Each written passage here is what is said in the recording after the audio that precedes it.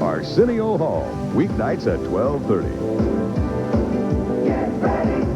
Get ready for Channel 4. I kind of standing around, I looked up and saw I guess the guys that were working on it, and I could tell from our stand they were burned pretty badly.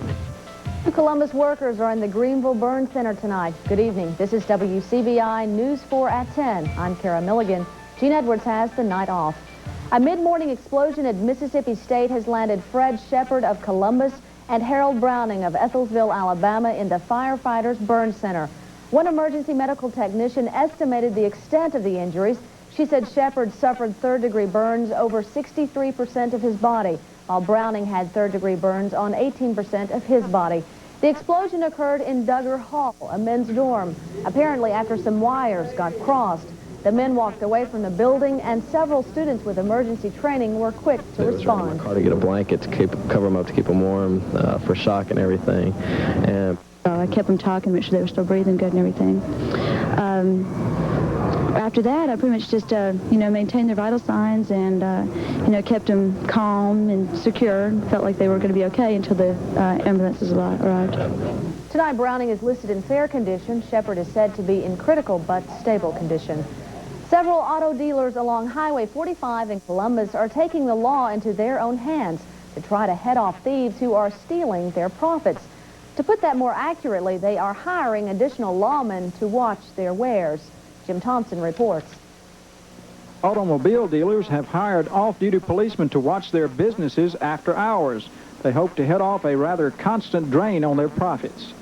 Well, the rash of not only the car thefts, but breaking into cars, stealing radios, speakers, and then one weekend we had 37 spare tires from trucks stolen. Bitzner says the problem is serious enough to put their own people out there protecting their property. Now we have hired armed security guards to patrol the area. Patrol our area, and then 4 other dealers on 45. The automobile dealers hope off-duty Columbus police officers can help cut rising insurance costs. Well, my deductible is now up to 20% of the cost, which on the last 2 cars ran right at $8,000. It's been going up from 5% to 10% to 15%, now to 20%, and the next one that we have stolen will be up to 25%. The police department has also agreed to step up patrols in the area. Jim Thompson, WCBI News 4, Columbus.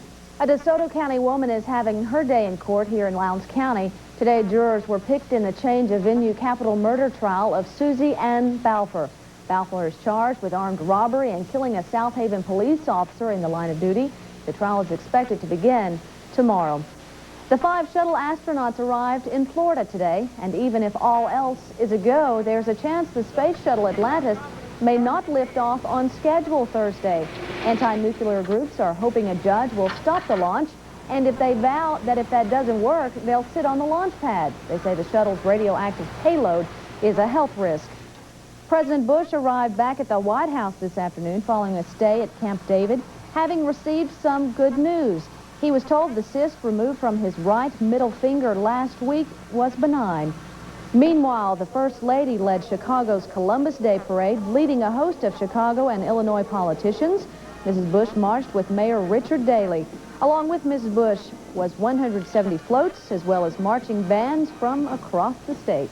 Well, still ahead tonight, the movie The Heart of Dixie is bringing money to Mississippi, and big plans for the W this weekend. We'll explain.